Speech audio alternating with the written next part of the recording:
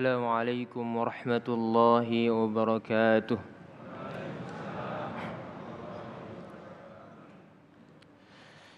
أعوذ بالله من الشيطان الرجيم.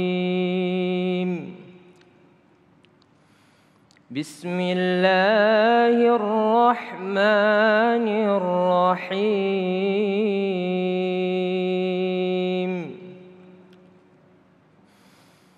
ولقد فتنا الذين من قبلهم فليعلمن الله الذين صدقوا وليعلمن الكاذبين.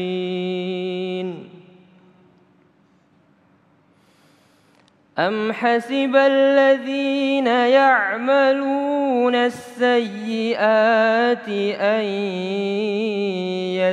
يسبقونا ساء ما يحكمون. صدق الله العظيم.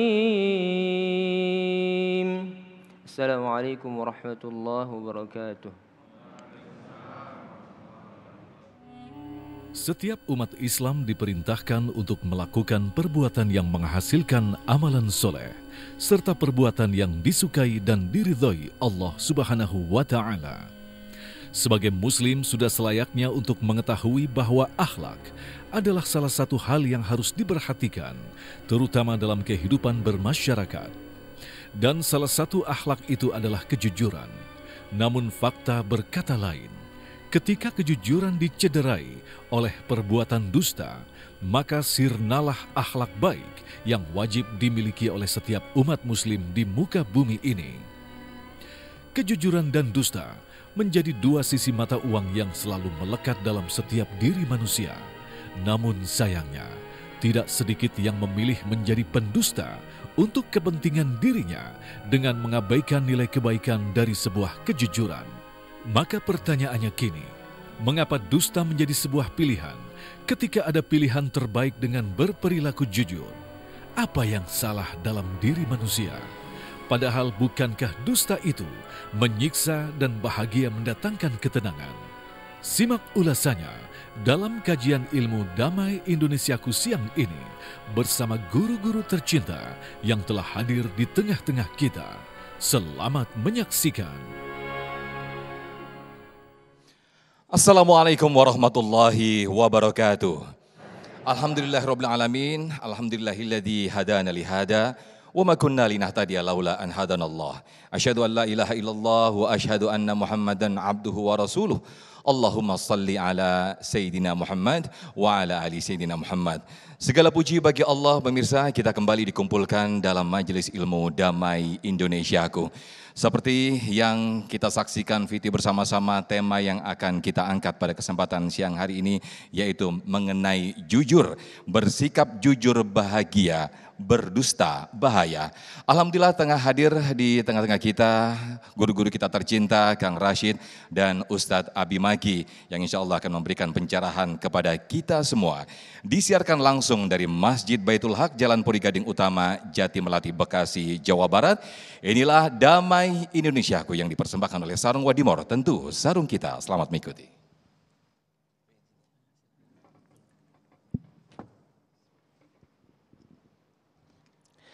Bismillahirrahmanirrahim. Assalamualaikum warahmatullahi wabarakatuh. Alhamdulillahi wa kafa, wassalatu wassalamu ala sayyidinal mustafa wa ala alihi wa ashabihi ahli sidki wal wafa. Asyhadu an la ilaha illallah wa asyhadu anna sayyidana Muhammadan abduhu wa rasuluh. Ayuhal hadirun, pemirsa Damai Indonesiaku TV One dan para tetamu Allah, Masjid Baitul Haq dan rahmati Allah Subhanahu wa Ta'ala. Jujur itu membawa berkah dan bohong itu membawa musibah. Maka kita dengarkan apa yang disabdakan oleh Kangjeng Nabi yang diriwayatkan oleh istri beliau Sayyidatina Aisyah. beliau menyampaikan pesan. Qalat Aisyah radhiyallahu anha, Siti Aisyah berkata, ma qamar Rasulullah sallallahu alaihi wasallam alal mimbar illa sami'tuhu. Tidak pernah Kangjeng Nabi ketika naik di atas mimbar untuk memberikan wejangan, untuk memberikan tausiah, untuk memberikan khutbah, kecuali aku mendengar satu ayat yang selalu beliau bacakan. Apa ayat itu yang selalu dimuqaddimahi dengan ayat itu? Bismillahirrahmanirrahim. Ya ayyuhalladzina amanu taqullaha wa qulu qaulan sadida. Al-Ahzab ayat 70. Nabi selalu menegaskan setiap pertemuan, setiap tausiah, setiap khutbah dengan kalimat itu. Firman Allah, bahwa wahai orang-orang yang beriman, yang iman akalnya, iman hatinya, iman perbuatannya, yakin kehidupannya kepada Allah, believe in God, harus yakin bahwa bertakwalah engkau kepada Allah. Itu pesan Kangjeng Nabi lewat firman Allah. Yang kedua, wa qulu qaulan sadida, tolonglah berkata yang jujur. Karena jujur itu mengantarkan engkau ke dalam keberkahan hidup. Sedangkan lawannya, dusta itu adalah mencederai hidup. Kalau kita dusta kepada Allah, dusta niatnya, dusta amalannya, dusta kesaksiannya, itu mengundang kepada kemusibahan hidup.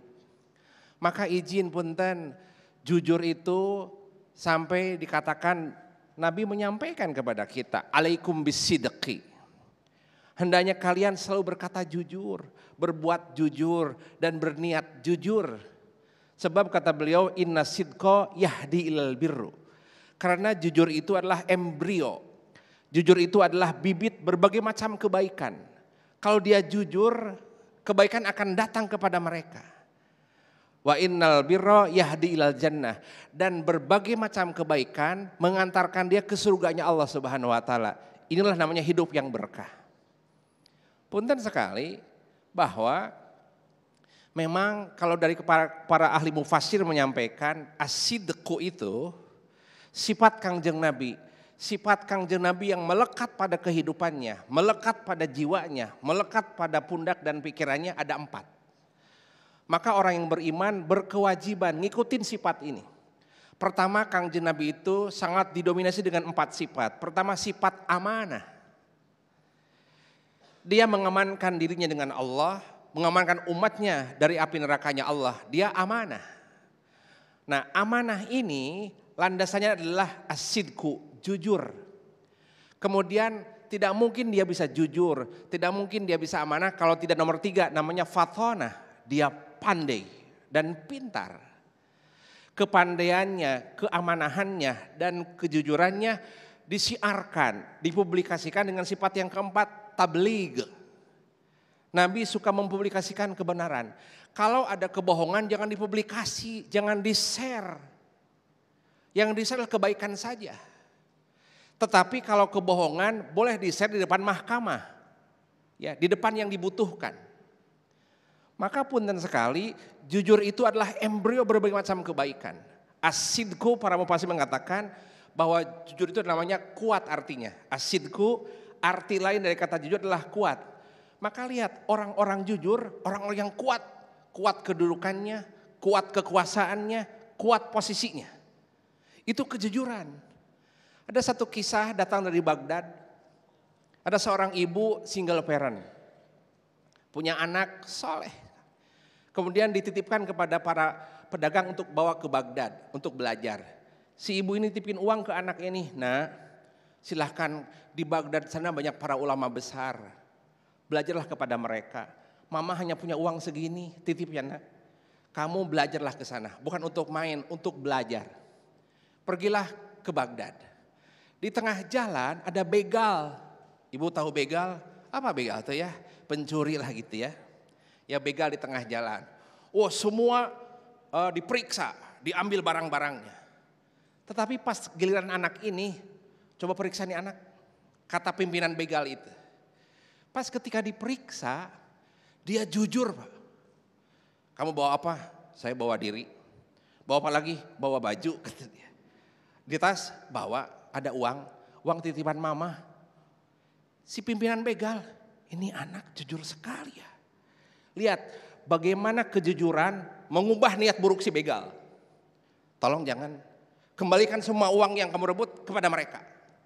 Akhirnya rombongan pedagang itu selamat. Karena di rombongan itu ada yang jujur. Itu menyelamatkan. Maka punten kalau dari lini kehidupan negara ini semua jujur, aman negara ini Pak. Aman. Baldatun, thayyibatun, warabun ghafur. Bunda mau tahu siapa itu anak? Anak itu namanya Imam Syafi'i. Kejujuran itulah. Maka Kangjeng Nabi bisnisnya hebat, Al-Amin. Orang yang jujur, Mr. Trust, Mr. Clean. Dia berkah hidupnya. La haula wala quwata illa billahil aliyil azim.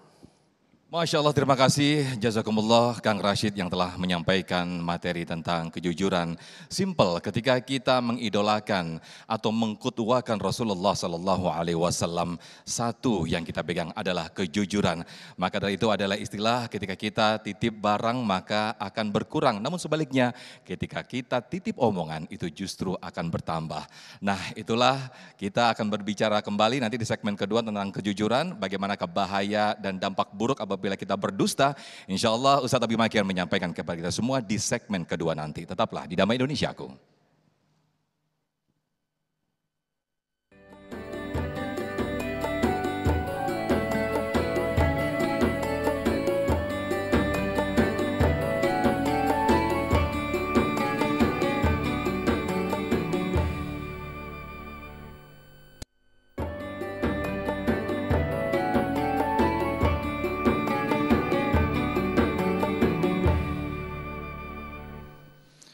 Baik pemirsa, Anda kembali di Damai Indonesiaku. Bersama-sama tadi kita mendengarkan paparan dari Kang Rashid betapa kebahagiaan selalu menyertai kita ketika kita hidup selalu dengan kejujuran.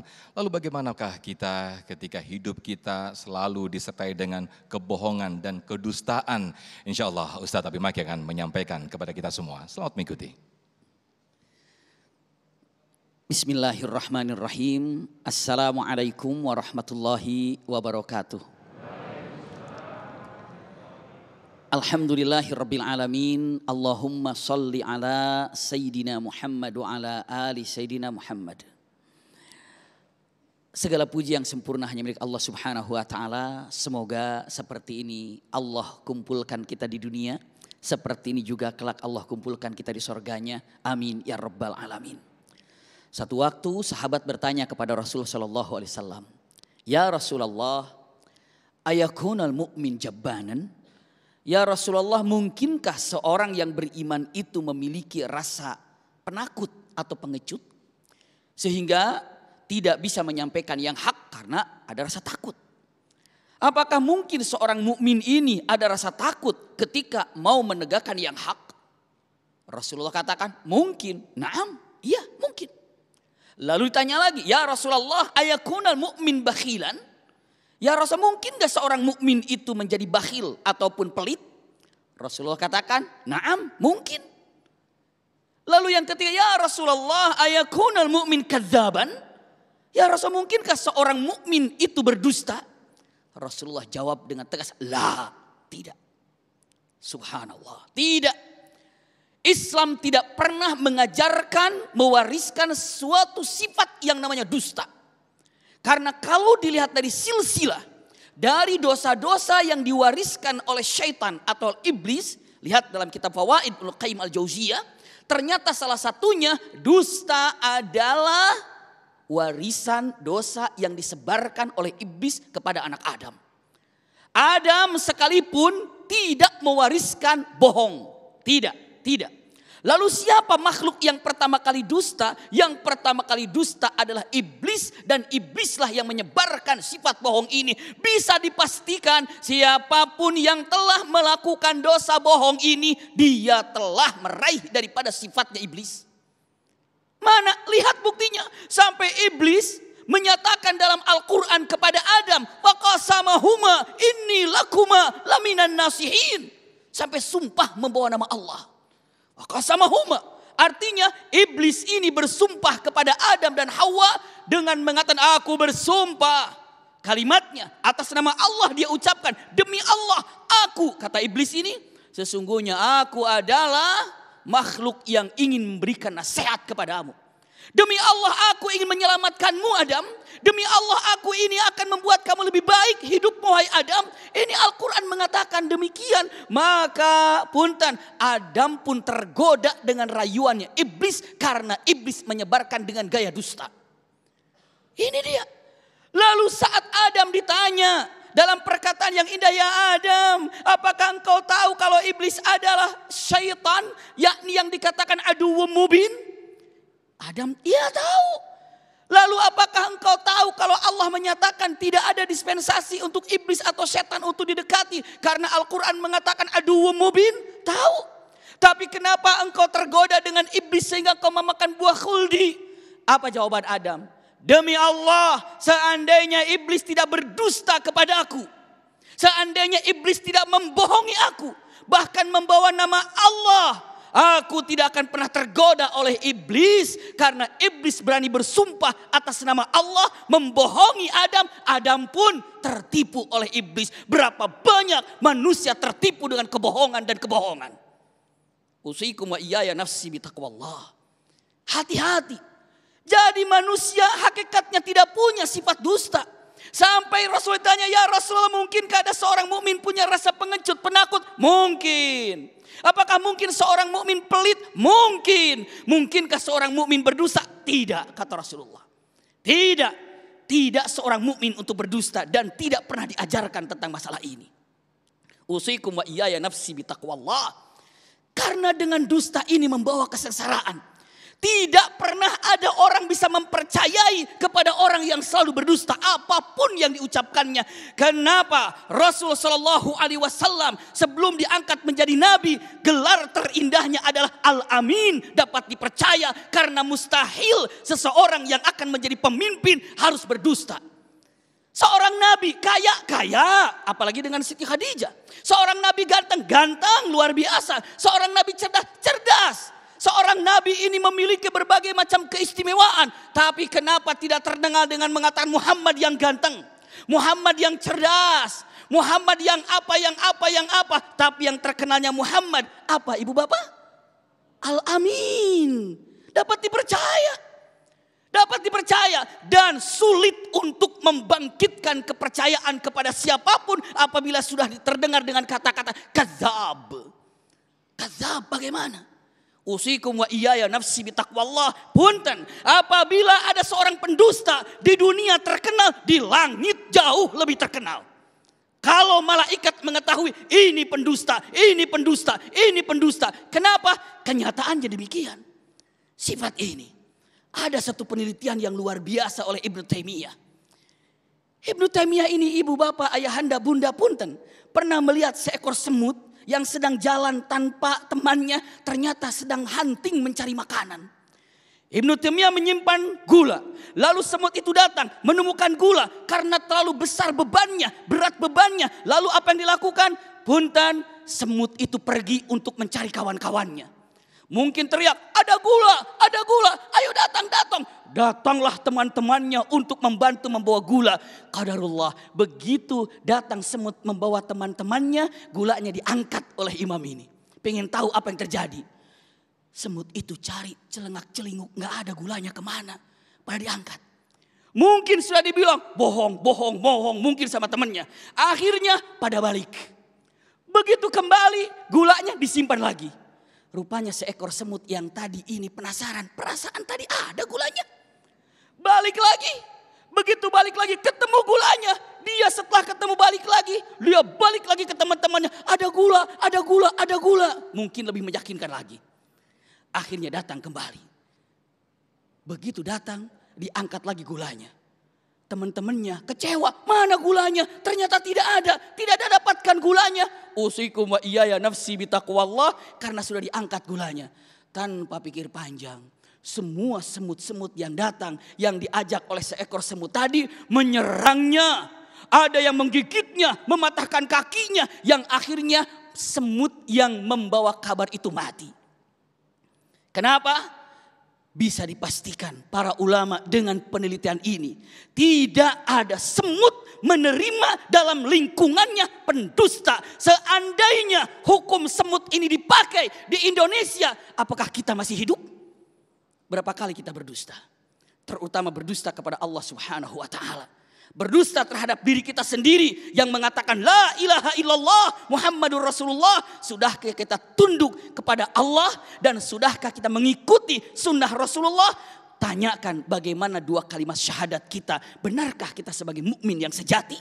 Ini adalah jawaban untuk kita sendiri. Dan mudah-mudahan kita bisa menjadikan seorang mukmin yang jujur dengan kalimat tauhid. La ilaha illallah Muhammadur Rasulullah. Wallahu a'lam bissawab. Allah ibarik. Masya Allah, luar biasa sekali kisah yang disampaikan oleh Ustadz Abi Maki. Betapa memberikan ibroh yang sangat luar biasa sekali. Ini memberikan kita, penguat kita, meyakinkan kita. Jangan sampai kita menjadi hamba-hamba yang berdusta. Karena sifat dusta atau sifat bohong itu sendiri diwariskan oleh iblis. Na'udzubillah, summa na'udzubillah. Di segmen berikutnya nanti, segmen 3, 4, dan juga 5 nanti pemirsa, kita akan bahas lebih dalam lagi di sesi tanya jawab. Tetaplah di Damai Indonesiaku.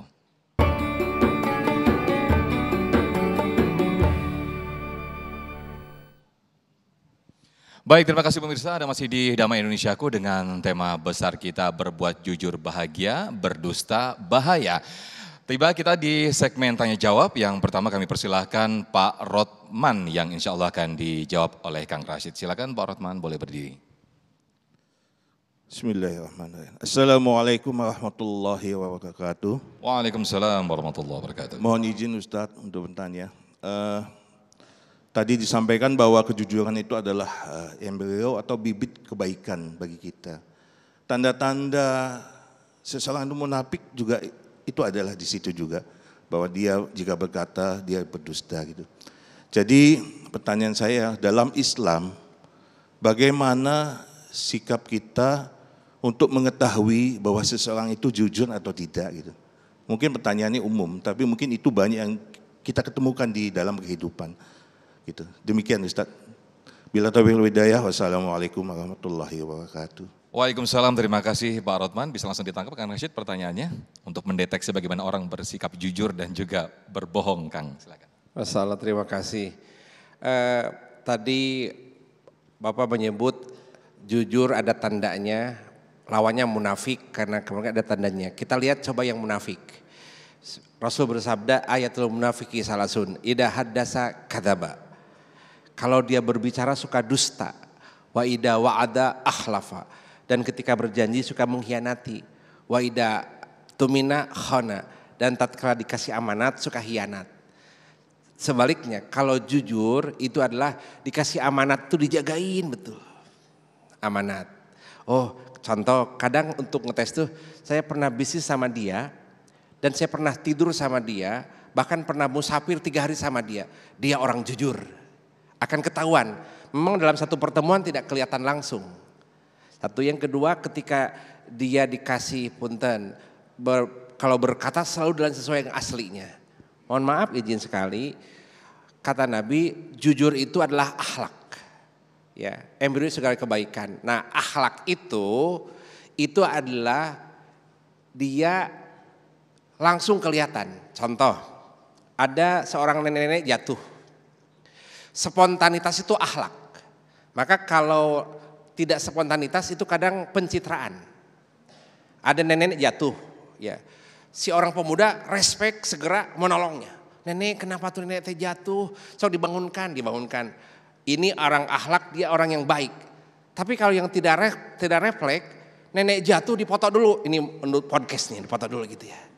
Habis nenek pakai high heel jatuh gitu. Nah, maka punten lihat kalau pertama, kalau lihat orang jujur, lihat refleksnya. Akan ketahuan jujurnya gitu. Maka oleh karena itu persis seperti tadi, apalagi kalau pakai sumpah. Contoh, Kang Rashid, demi Allah Kang, ini comro ada oncomnya. Gitu. Ya Allah, itu comro itu kan hal yang remeh. Maka harus pakai sumpah. Ini orang sudah mulai tidak dipercaya. Oncom saja harus pakai sumpah. Demi Allah Kang, ini ada oncomnya di jeroknya, comro itu. Ini orang sudah mulai tanda, ini kurang amanah nih. Nah, sumpah itu jangan diumbar atuh, jangan diumbar.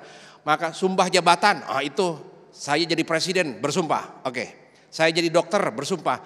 Karena jabatan itu adalah mahal dan itu amanah. Maka pakai sumpah. Kalau comro pakai sumpah mah, aduh kecuali comronya pakai emas, nah silakan pakai sumpah gitu ya. Jadi contohnya tanda-tanda yang tadi jujur itu ada lihat dari refleksnya. Oh ini jujur. Yang kedua punten bunda, punten sekali ayahanda, dari raut wajah sudah kelihatan. Raut wajah itu dari tutur kata, kemudian memang orang-orang pembohong itu membius. Orang-orang pendusta itu membius. Dia bangun dulu kepercayaan, dia sebut pejabat A, dia sebut penguasa B. Ini teh anaknya apa cucunya? Bukan, saya pegawainya. Kan gitu ya. Jadi punten sekali, jadi jujur itu sekali lagi punten yahdi ilal birri. Dia akan mengarahkan si pelakunya kepada kebaikan. Lihat dari tutur katanya, sopan santunnya, insya Allah ini orang-orang jujur. Karena tidak mungkin orang yang pendusta itu bisa baik tutur katanya. Kadang perilakunya itu dusta. Mau diselimuti apa saja, mau didesain apa saja, terbuka oleh Allah Pak. Dibukain.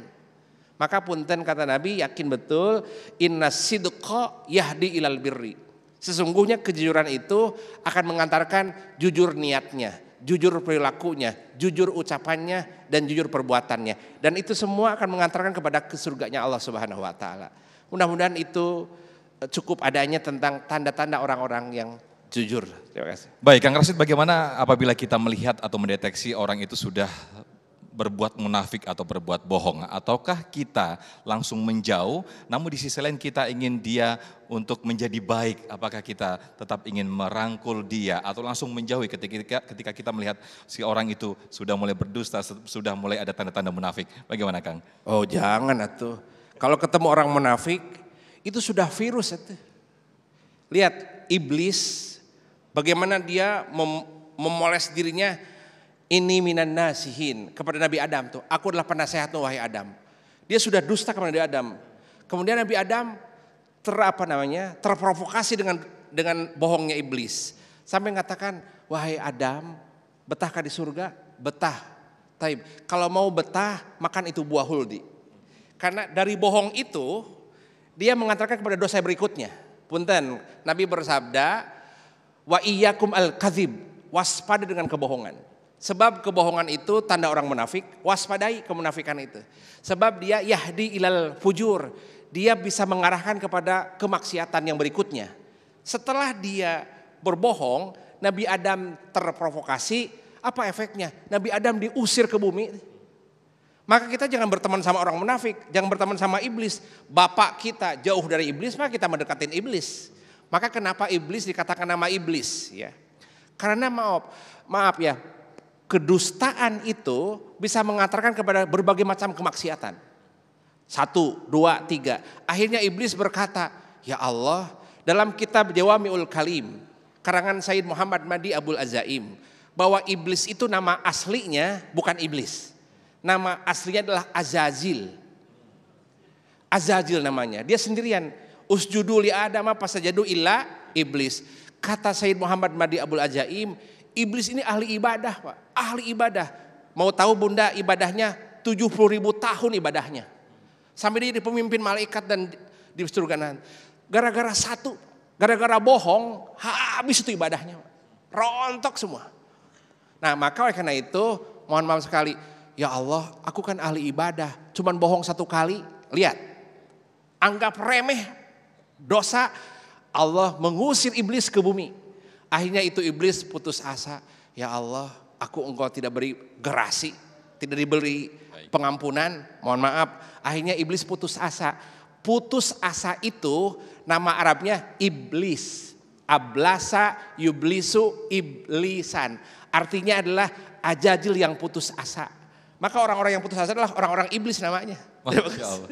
Baik, luar biasa sekali apa yang disampaikan Kang Rashid. Baik, berikutnya saya ke penanya Ibu Wahyuni yang insya Allah akan dijawab oleh Ustadz Abi Maki. Silakan Ibu Wahyuni, boleh berdiri? Bismillahirrahmanirrahim. Assalamualaikum warahmatullahi wabarakatuh. Abi, adakah rusuh ketika kita melakukan kebohongan? Salah satunya mungkin para bapak para suami dalam menyejukkan hati istri ketika masakan gak enak, terlalu asin. Yang disebutkan enak gak Abi? Masya Allah, enak Umi, mantap. Itu satu, adakah rusuh ketika kita melakukan kebohongan? Yang kedua, mohon maaf Abi, dikit menyambung yang tadi. Ketika kita dalam posisi khilaf, melakukan kesalahan tanpa sengaja dengan beberapa orang, kita termasuk orang yang terhukum. Kita tahu bahwa orang munafik itu sama musuh takut. Sama musuh takut. Tapi pada Allah gimana? Jadi bagaimana Abi untuk yang seperti ini? Assalamualaikum warahmatullahi wabarakatuh. Baik, luar biasa sekali pertanyaan dari Ibu Wahyuni, rukhsah bagi berbuat bohong begitu untuk kebaikan. Ustaz Abi Maki ditahan dulu, nanti akan dijawab di segmen berikut. Tetaplah bersama kami di Damai Indonesiaku.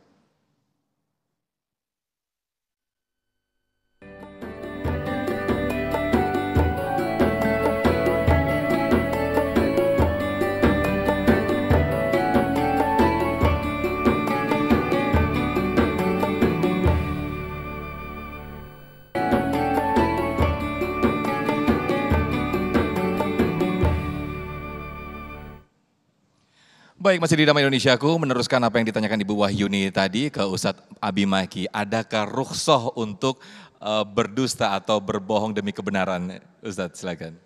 Bismillahirrahmanirrahim, jazakumullah khair. Pertanyaan sangat luar biasa. Mudah-mudahan dengan pertanyaan ini semakin kita bisa mendekatkan diri kepada Allah Subhanahu wa taala. Amin ya rabbal alamin. Rukhsah untuk berbohong ini memang Rasulullah SAW menyatakan 3 hal yang diperbolehkan ketika kita ingin berdusta. Dari 3 hal ini kita paparkan dengan singkat. Yang pertama adalah ketika untuk mengislahkan di antara mereka yang sedang bertikai. Misalnya ada orang mengatakan fulan demikian, fulan enggak kok. Kemarin saya dengar dia nggak bicara begitu, malah memuji kamu, malah dia itu menyanjungmu, malah silahkan. Iya, untuk mendamaikan sahabat, teman yang sedang ribut atau bertikai, silahkan lakukan itu.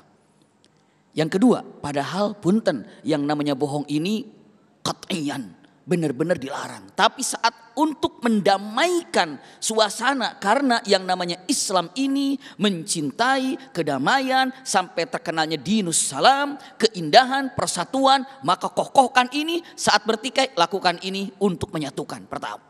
Yang kedua, inda daril harb, ketika dalam sebuah pertempuran ditanya sama musuh, jangan jujur. Ditangkap semua, ada berapa pasukan? 3.000, kok jujur? Nggak boleh bohong. Keliru, iya. Jangan katakan ada berapa musuh, 1 juta di belakang saya, padahal cuma 100.000. Ini bagian dari siasat perang. Bagian dari siasat, jangan jujur seperti itu ya. Dengan mengatakan bagaimana musuhmu, bagaimana kamu dengan pasukan. Aduh punten pasukan saya ketakutan. Jangan, iya harus mengeluarkan izzah, tidak ya dengan gagahnya. Itu kenyataan. Kenapa? Karena punten Rasulullah SAW mengatakan bahwa yang namanya al-harbul makidah artinya adalah perang itu tipu muslihat.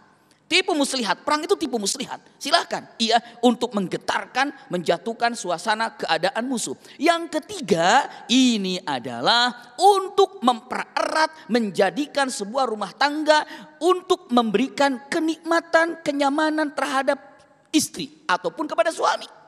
Sama. Misalnya tadi dengan masakan kata-katanya bagaimana luar biasa mantap sekali. Ternyata bilang ini bikin tetangga, oh pantesan kurang enak.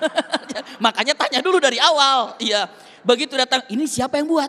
Fulan, emang kenapa? Biasa rasanya. Gitu dong. Tanya dulu, ini punya siapa? Aku yang buat. Masya Allah, beda rasanya sampai ke hati. Nggak apa-apa. Iya, kenapa? Itu katakan demikian. Ya, subhanallah, ada ini sedikit 1 menit saya sampaikan atau kurang. Ada sahabat kami. Malam ngaji di Tangerang, pulang kajian, pulang beres pengajian, tiba-tiba subuh-subuh istrinya telepon. Abi Maki punten, suami saya di rumah sakit, kenapa? Dirawat. Subhanallah, saya jenguk ke sana, tiba-tiba kenapa masalahnya Kang? Punten malam-malam saya lapar, istri saya bilang jangan makan di luar. Saya sudah nyiapkan, ternyata mie-nya pedes. Lalu saya bilang gimana? Enak-enak demi membahagiakan istri, saya harus rumah sakit katanya. Tidak juga demikian. Jadi yang dengan mengatakan kata-katanya yang penting bahagiakan. Iya ini bahagiakan silahkan. Yang tadi digambarkan kalau seandainya kita telah membuat kekeliruan atau khilaf. Lalu beberapa teman-teman jangan berkata jujur. Nanti kita imbasnya. Karena imbasnya pegang Al-Quran firman Allah subhanahu wa ta'ala dalam surah At-Taubah. Kata-kata wa kunu ma'as-sadiqin. Anda harus bersama orang-orang yang jujur. Iya, dan punten Allah sangat mengagungkan, mencintai, mengangkat derajat orang-orang yang jujur. Kenapa? Karena kejujuran ini adalah yang menilai Allah. Biarkan manusia mengatakan Anda seperti apa, Anda seperti apa. Tapi jika Allah katakan Anda minas shadiqin, maka Allah akan berikan jannahnya yang paling tinggi untuk orang-orang yang jujur. Wallahu a'lam bishawab. Masya Allah, amin amin ya rabbal alamin. Berikutnya saya ke Pak Iza yang akan dijawab oleh Kang Rashid. Silakan Pak Iza. Bismillahirrahmanirrahim. Assalamualaikum warahmatullahi wabarakatuh. Izin bertanya Kang Rashid. Menarik tadi yang disampaikan oleh Kang Rashid mengutip surah Al-Ahzab ayat 70 tentang qaulan sadida, perkataan yang benar, tegas dan menjelaskannya. Dan bahwa orang yang berkata jujur ya adalah karakter Nabi, karakter utama Rasulullah SAW. Dan itu menjadi bibit atau benih kebaikan gitu. Yang menjadi pertanyaan saya, bagaimana agar karakter utama Nabi ini menjadi karakter utama juga di dalam lingkungan terkecil kita, di keluarga gitu. Bagaimana menerapkannya dalam membina rumah tangga, mendidik anak-anak kita, sehingga dari situ muncul bibit kebaikan yang akan menyebar ke masyarakat. Jazakumullah khairan katsira. Baik, terima kasih. Silakan Kang Rashid. Assalamualaikum. Terima kasih Kang Ijai. Karakter jujur ini sampai punten kandak kami, guru kami Profesor Dr. Quraisy Shihab, kakak kami di Mesir di Al-Azhar, beliau mengatakan jujur itu as-sidqu, kata lain dari kata ikhlas. Kalau buka di kamus bahasa Indonesia, jujur itu adalah tulus ikhlas. Dengan kata lain, bagaimana membenamkan sifat ini di suami kita, membenamkan sifat ini di istri kita dan anak-anak kita, di bangsa kita. Jadi ikhlas itu, mohon maaf ya, kanjun min kunujillah, itu adalah perbendaharaan milik Allah. Ikhlas, jujur itu pembenaran milik Allah yang dibenamkan di hati orang-orang yang beriman. Contoh, salah satu perbendaharaan itu adalah kalimat la haula wala quwata illa billah. Itu perbendaharaan Allah. Siapa yang membaca kalimat ini, kata Kanjeng Nabi, bisa menyembuhkan 99 jenis penyakit. Begitupun jujur dan ikhlas, itu perbendaharaan Allah. Allah akan benamkan di hati orang yang beriman. Maka dengan kata lain, bagaimana supaya Allah membenamkan sifat ini di hati istri kita, di suami kita, di pemimpin-pemimpin kita. Nah, maka oleh karena itu ikhlas itu mohon maaf sekali, jujur, ikhlas, tulus itu kalau saya menganalogikan lihat dengan surat Al-Ikhlas. Bunda tahu surat Al-Ikhlas ya? Mohon maaf sekali, di dalam surat Al-Ikhlas ada kalimat ikhlas kan di dalamnya. Qul huwallahu ahad, Allahus samad, lam yalid wa lam yulad wa lam yakul lahu kufuwan ahad. Tidak ada kata ikhlasnya.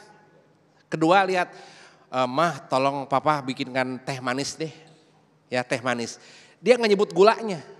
Padahal yang membuat dia manis adalah gula. Bolehkah bikin teh gula? Tidak ada. Gulanya nggak disebut.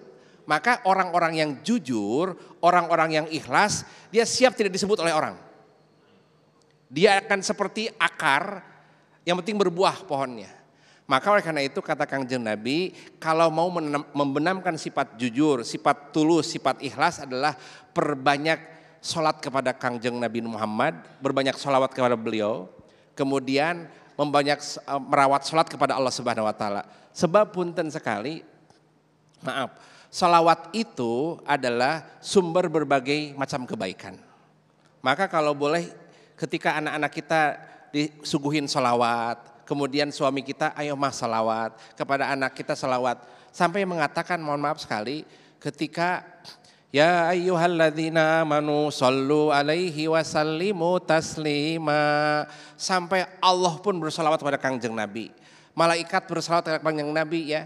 Wahai orang-orang beriman, bersalawatlah kepada Kanjeng Nabi. Karena pintu keberkahan itu ada pintu Kanjeng Nabi Muhammad SAW. Insya Allah mudah-mudahan ketika merawat sholat, merawat sholawat, engkau akan dibenamkan sifat ikhlas dan tulus. Karena itu adalah kanjun min kunujillah. Semoga menampakkan ketaatan, menampakkan kejujuran, menampakkan keikhlasan, Allah ridho dia menjadi orang-orang ikhlas. Minal muhsinin, minal mukhlisin. La haula wala quwata illa billah. Masya Allah, luar biasa sekali. Saya ke penanya berikutnya, ada Mbak Novi yang akan dijawab oleh Ustadz Abi Maki nanti. Silakan Mbak Novi boleh berdiri untuk diajukan pertanyaannya. Maskernya boleh diturunkan biar suaranya lebih jelas. Mbak Novi, silakan. Ya. Bismillah, Ustadz izin bertanya, mungkin pertanyaannya melanjut pertanyaan sebelumnya, yaitu tentang diperbolehkannya berbohong untuk suami dan istri agar membahagiakan keduanya gitu ya. Nah pertanyaannya, dalam koridor apa saja yang diperbolehkan ini? Membahagiakan itu dalam koridor apa saja?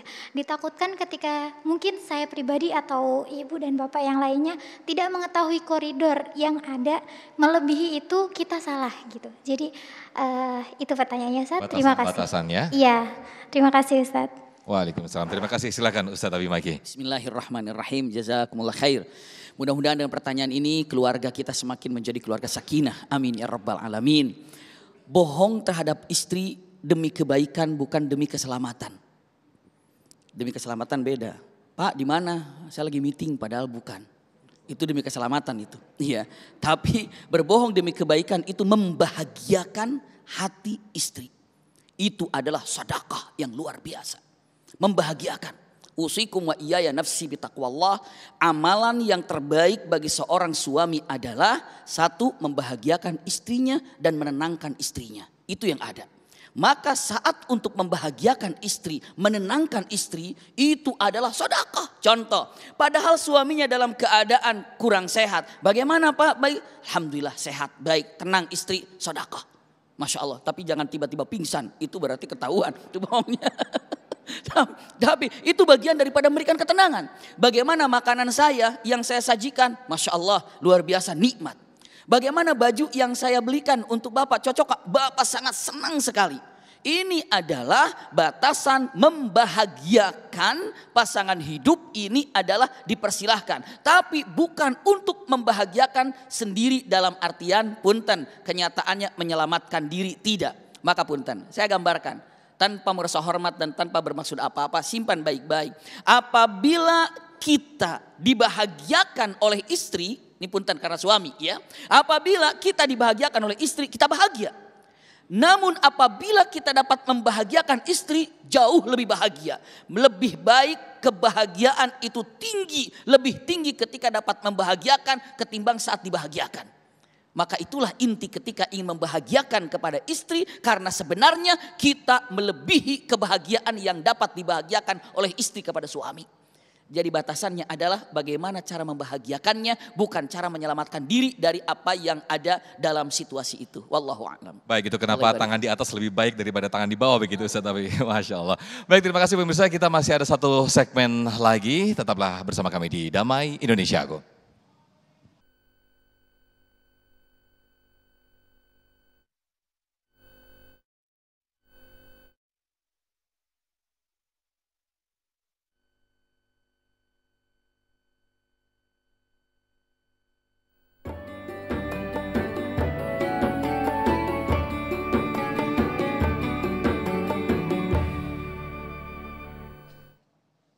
Baik, masih di Damai Indonesiaku pemirsa dengan tema besar kita jujur bahagia, dusta bahaya. Memang dusta itu sangat berbahaya sekali ya Kang Rashid ya, termasuk mendustakan cerita, mengarang cerita secara bohong begitu ya Kang Rashid ya. Baik berikutnya saya ke Bu Masuda yang insya Allah akan dijawab oleh Kang Rashid. Silakan Bu Masuda, boleh berdiri. Assalamualaikum warahmatullahi wabarakatuh. Menanya Pak, ada orang jujur hidupnya malah nggak bahagia, dan dari segi ekonomi ya Pak ya. Terus ada orang dusta malah hidupnya lebih bahagia Pak. Nah, dari apa penyebabnya Pak ya? Terus apakah kedua perbuatan antara dusta dan jujur itu ada hubungannya dengan keimanan? Mohon penjelasannya. Assalamualaikum warahmatullahi wabarakatuh. Terima kasih Bu Masuda, ada fenomena yang terbalik ini Kang Rashid, bagaimana penjelasannya nih Kang, ketika jujur malah buntung begitu, tapi dusta malah bahagia, gimana nih Kang? Terima kasih Bunda ya, pemirsa dan masyarakat yang mati Allah, ketika dia mencoba tampil jujur, bahkan publik tidak menerima, terlampau jujur dia mah, gitu ya. Terus dikasih panggung orang-orang pendusta gitu. Itu sebuah presiden buruk sebetulnya. Maka punten, bagaimana Kangjeng Nabi Muhammad sendirian, di tengah hegemoni kemusyrikan, di tengah hegemoni kemunafikan, sendirian. Maka dia dikenal dengan Al-Amin. Bisnis dia Mr. Trust, sangat dipercaya. Dia Mr. Clean, bersih, jujur dalam bisnisnya. Tetapi punten, Allah membackup walaupun dia sendirian. Dia dengan istilah, kalau boleh dikasih analogi, orang jujur ini seperti ikan di tengah lautan. Ketika dia ikan itu hidup, dia tidak terbawa asin oleh air laut. Tapi ketika dia sudah mati hatinya, dia ikut asin oleh hegemoni asin laut itu. Nah maka punten sekali, jangan pernah takut Bunda, oh fenomena orang-orang jujur kok miskin ya ekonominya. Jangan anggap punten, dia menikmati kemiskinannya kok. Lebih baik pundak diinjak demi kehormatan dibanding diangkat demi kehinaan. Jadi punten ya, jangan pernah percaya jujur itu backupnya adalah Allah. Lihat Allah berjanji lewat Rasulullah, innal sidqa yahdi ilal birru. Kejujuran itu akan mengantarkan dia kepada kebaikan. Kebaikan rumah tangganya, kebaikan. Punten, kenapa dia miskin? Karena dia tidak mau terkontaminasi oleh orang-orang yang haram. Karena sekitarnya haram semua. Ya aman miskin dong. Tetapi punten sekali Bunda Ayahanda, keburukan hanya datang kepada orang-orang pendusta. Pendusta. Innal kadiba yahdi ilal fujur. Kedustaan itu akan mengantarkan dia menjadi orang musibah. Lihat, iblis laknatullah. Dari bohong, sombong diusir oleh Allah. Karena dia bohong. Maka bumi pun tidak akan menerima orang-orang pendusta itu. Maka oleh karena itu izin, apakah jujur dan bohong itu ada tanda-tanda bahwa dia orang-orang yang dari keimanan? Mohon maaf, al-iman wal haya kurona ujamian. Iman dan rasa malu itu adalah tanda dia tinggi keimanannya. Orang yang tidak punya malu itu maka dia akan berani dusta, tidak punya rasa malu dia. Maka dia kurang keimanannya. Baik. La haula wala quwata illa billah. Alhamdulillah, Masya Allah, luar biasa sekali penjelasan dari Kang Rashid. Berikutnya saya ke Pak Haji Saiful yang akan dijawab oleh Ustadz Abi Maki. Silakan Pak Haji Saiful. Boleh berdiri Pak, silakan. Bismillahirrahmanirrahim. Assalamualaikum warahmatullahi wabarakatuh. Mohon maaf, Al-Mukarram. Salut Damai Indonesia, aku mengangkat tema bersikap jujur bahagia, berdusta bahaya. Atau makna lain, jujur itu akan mujur, tapi tidak jujur hancur. Untuk di saat ini kayaknya untuk mewujudkan sebuah kejujuran itu sulit banget gitu ya. Susah. Tidak semudah dengan kalimat tadi gitu kan. Ya, langsung ke pertanyaan Pak Oke, ya. Memerlukan waktu yang berliku-liku. Pertanyaannya faktor apa yang menyebabkan seseorang itu susah untuk bersikap jujur? Itu saja. Terima kasih. Assalamualaikum warahmatullahi wabarakatuh. Waalaikumsalam. Terima kasih Pak Haji Saiful. Silakan Ustadz Abi Maki. Bismillahirrahmanirrahim. Jazakumullah khair dengan pertanyaan yang luar biasa ini. Yang menyebabkan orang ini tidak bersikap jujur, dia tidak tahu bahayanya jujur, bahayanya dusta itu apa. Karena dia menganggap remeh terhadap yang namanya dusta. Bahkan di dalam kalimatnya mereka mengira haunan itu mudah. Padahal bagi Allah ini sesuatu yang sangat besar sekali. Yang pertama, apa yang menyebabkan orang ini berdusta dan tidak mau bersikap jujur? Jawaban yang pertama, punten, karena tidak tahu bahayanya tentang dusta itu apa. Dan tidak tahu bagaimana derajatnya orang yang jujur. Karena kalau tidak tahu sesuatu baik atau buruk, punten, kita pun tidak akan pernah tertarik. Maka daripada itu, punten, karena tidak tahu dahsyatnya jujur itu apa, indahnya.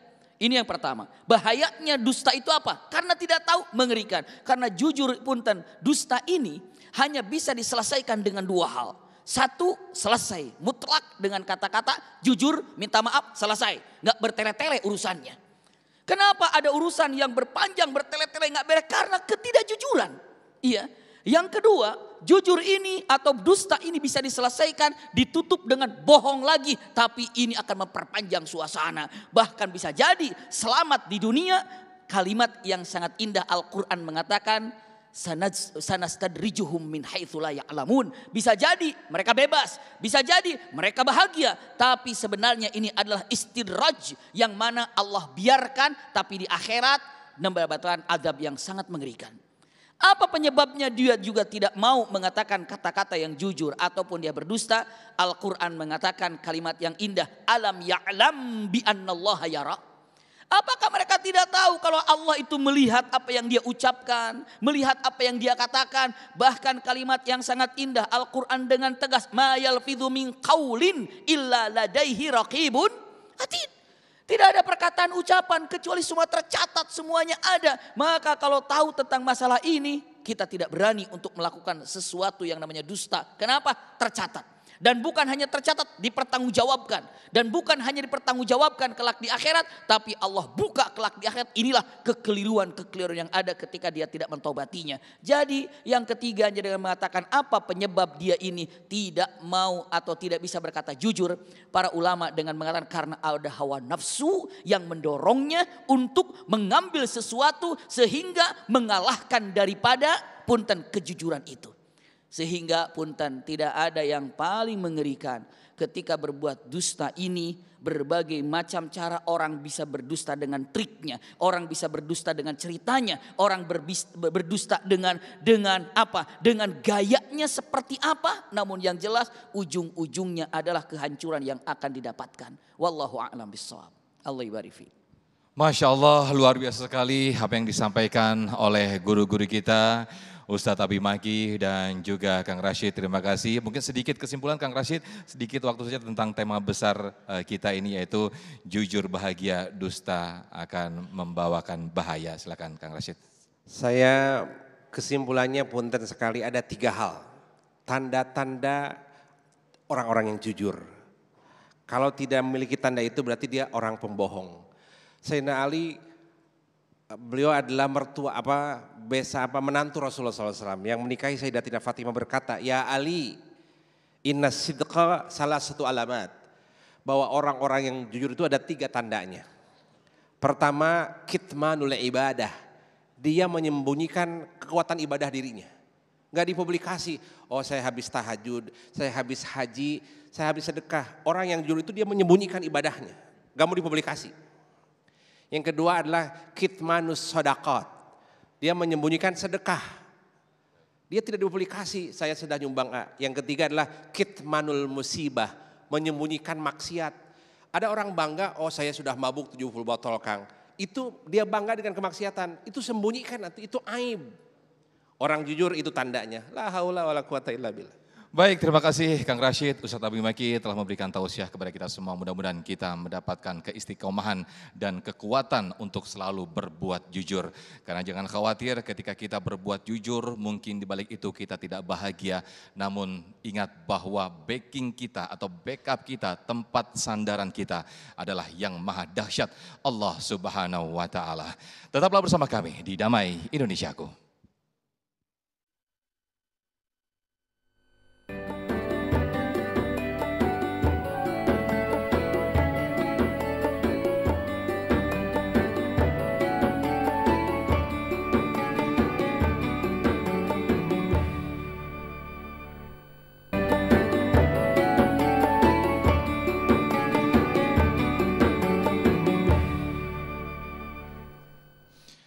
Baik, tidak terasa pemirsa, kita sudah di penghujung acara. Mudah-mudahan apa yang disampaikan oleh guru-guru kita tadi membuat kita semakin yakin dan juga istiqomah untuk berbuat jujur, termasuk diri kita, keluarga kita, dan juga para pemimpin kita untuk semakin berbuat jujur dan juga amanah. Akhirnya Damai Indonesiaku yang dipersembahkan oleh Sarung Wadimor, tentu sarung kita harus berakhir sampai di sini. Dan jangan lupa besok Ahad kita juga akan hadir kembali, yang insya Allah akan dihadiri oleh Kiai Haji Haris Hakam dan juga Syekh Muhammad Jaber. Saya Muhammad Sofyan mewakili kru yang bertugas, pamit undur diri. Wassalamualaikum warahmatullahi wabarakatuh. Bismillahirrahmanirrahim. Mari kita mohon pada Allah Subhanahu wa Ta'ala di penghujung daripada Damai Indonesiaku ini. Allahumma salli ala Sayyidina Muhammad wa ala ali Sayyidina Muhammad. Allahumma ahyina bil iman wa amitna bil iman wa akhrijna min hadhihi dunya ma'al iman. Ya Allah ya Rahman ya Rahim, jadikanlah keimanan yang menghiasi kami. Jadikanlah keimanan yang menghiasi negeri kami Indonesia yang kami cintai. Jadikanlah keimanan di negeri kami ini berada dalam tumpuan yang indah sehingga membuat negeri kami menjadi damai, tentram, nyaman. Sehingga engkau jadikan baldatun thayyibatun wa rabbun ghafur. Karena mustahil sebuah negara yang begitu indah, nyaman tanpa dihiasi dengan sebuah keimanan. Ya Allah ya Rahman ya Rahim, jadikanlah indah hidup kami dengan membawa keimanan. Wafatkan kami dengan membawa keimanan. Jumpakan kami kelak bersamamu ya Rabb dengan membawa keimanan. Siapapun yang mengaminkan doa ini, siapapun yang mendengarkan doa ini apabila saat ini berada dalam keadaan musibah, berada dalam keadaan kesulitan, keluarkanlah dari berbagai macam musibah dan kesulitannya ya Allah. Siapapun yang mendengarkan doa ini, yang mengaminkan doa ini apabila saat ini dalam keadaan gundah gulana atau dalam keadaan sakit, sembuhkan ya Rabbana, fa innaka antas syafi la syifaa illa syifauk syifaan la yughadiru saqaman. Siapapun yang mengaminkan doa ini, yang mendengarkan doa ini apabila saat ini memiliki hajat, keinginan, cita-cita, maka kabulkan semua hajat, cita-cita serta keinginannya. Rabbana atina fid dunya hasanatan wa fil akhirati hasanatan wa qina adzabannar. Subhana rabbika rabbil izzati amma yasifun wa salamun alal mursalin walhamdulillahi rabbil alamin. Al-Fatihah.